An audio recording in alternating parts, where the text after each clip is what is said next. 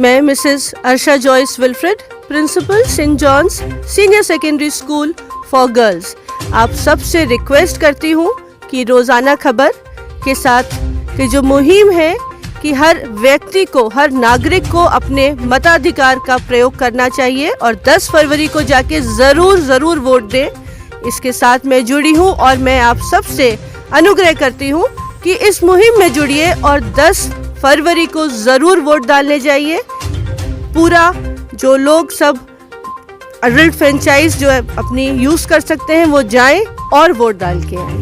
धन्यवाद। नमस्कार, रोजाना खबर में आप सभी का हार्दिक स्वागत है। क्रांति भूमि मेरठ में चुनाव का बिगुल बज चुका है।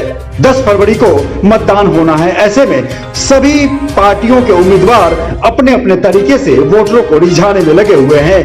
रोजाना खबर ने आज एक बड़ी मुहिम की शुरुआत की है कि आप अपने मताधिकार का प्रयोग करें। जी हां, हमने महिलाओं को मताधिकार के प्रति जागरूक करने के लिए आज से अभियान शुरू किया है। Saint John's senior secondary girls school mission compound Bachcha park की प्रिंसिपल अर्शा विल्फ्रेड से रोजाना खबर ने एक्सक्लूसिव बातचीत की। रोजाना खबर के मैनेजिंग एडिटर विभूति कुमार रस्तोगी ने प्रिंसिपल अर्शा से खास बातचीत करते हुए पूछा कि किस तरह महिलाओं को अपने मताधिकार का प्रयोग करना चाहिए, आधी आबादी को किस प्रकार से अपनी हक की लड़ाई लड़नी चाहिए। महिलाएं अक्सर वोट में पीछे रहती हैं, मतदान करने नहीं जाती हैं, घर के अन्य कामों में बिजी रहती हैं। ऐसे में Saint John senior secondary girls school की प्रिंसिपल अर्शा विल्फ्रेड ने साफ तौर पे कहा कि 10 फरवरी को मतदान है। रोजाना खबर की मुहिम से वो जुड़ चुकी हैं, लिहाजा वो सभी महिलाओं से अपील करना चाहती हैं कि 10 फरवरी को सभी काम बाद में, मतदान सबसे पहले।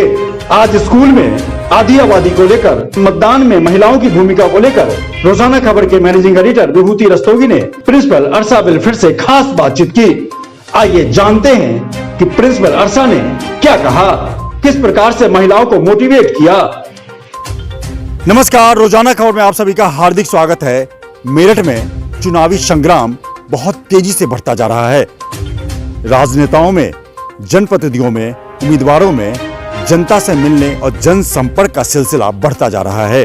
लेकिन बड़ा सवाल यह है कि आप 10 फरवरी को वोट डालने अधिक से अधिक जाएं, इसके लिए आपको क्या करना है।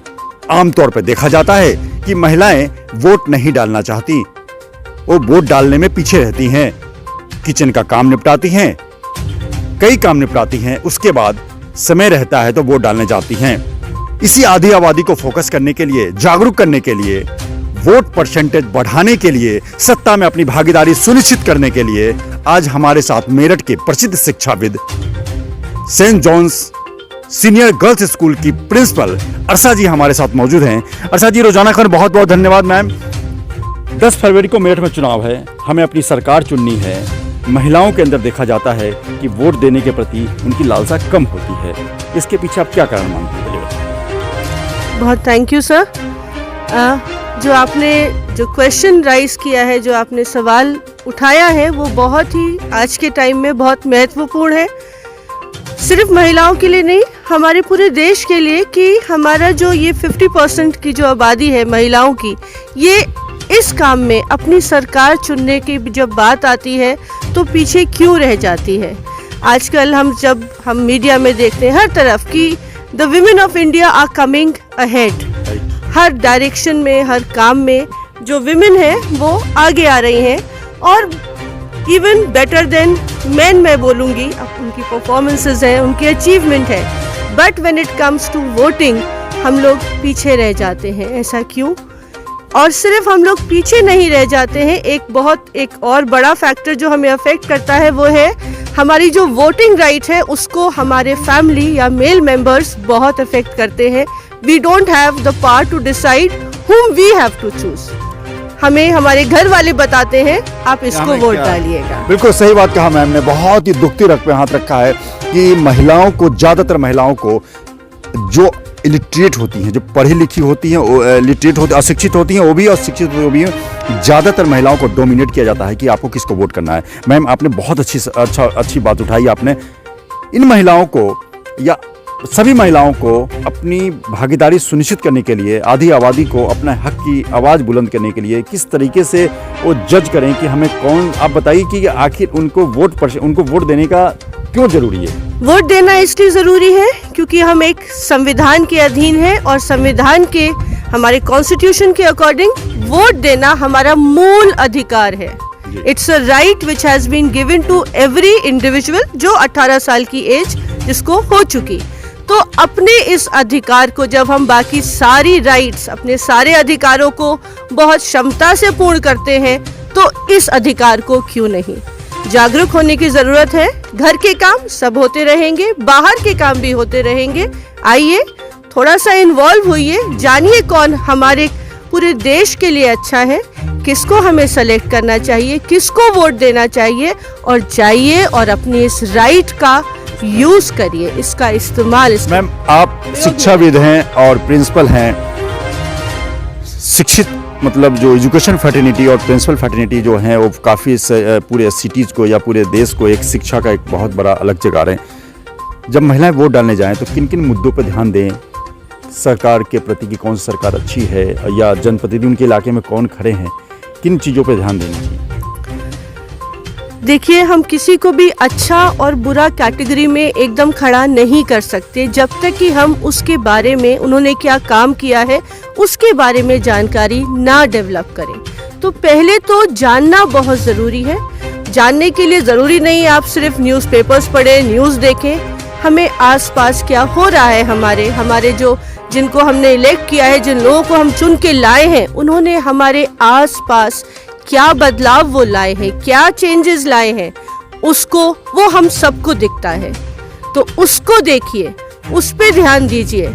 कन्वेंसिंग हो रही है, लीडर्स ने, पार्टीज ने अपने अपने पॉइंट्स हम लोग के आगे रखे हैं, उनको तोलिए कि कौन आपको लगता है कौन अच्छा काम करेगा, कौन इस देश के लिए जो बदलाव की ज़रूरत है वो लाएगा। और बदलाव बहुत बड़े नहीं होते, बदलाव छोटे लेवल पे आते हैं, एक इस लेवल पे कि जो हर एक आम आदमी को छू सके, हर एक आम आदमी, और मैं बोलूँगी एक आम महिला को मिल सके। आप उसका निर्णय लीजिए कि कौन ये कर पाएगा और फिर जाके अपना वोट दीजिए।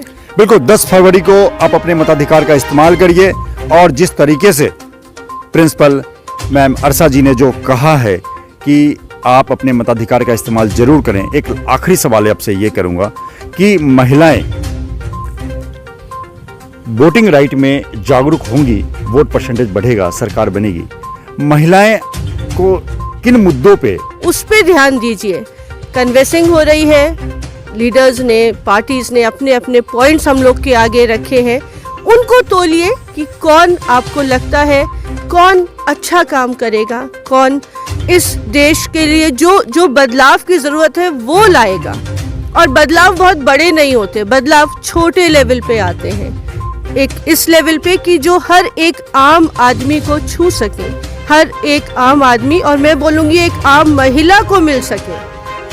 आप उसका निर्णय लीजिए कि कौन ये कर पाएगा और फिर जाके अपना वोट दीजिए। बिल्कुल, 10 फरवरी को आप अपने मताधिकार का इस्तेमाल करिए। और जिस तरीके से प्रिंसिपल मैम अर्षा जी ने जो कहा है कि आप अपने मताधिकार का इस्तेमाल जरूर करें, एक आखिरी सवाल आपसे ये करूंगा कि महिलाएं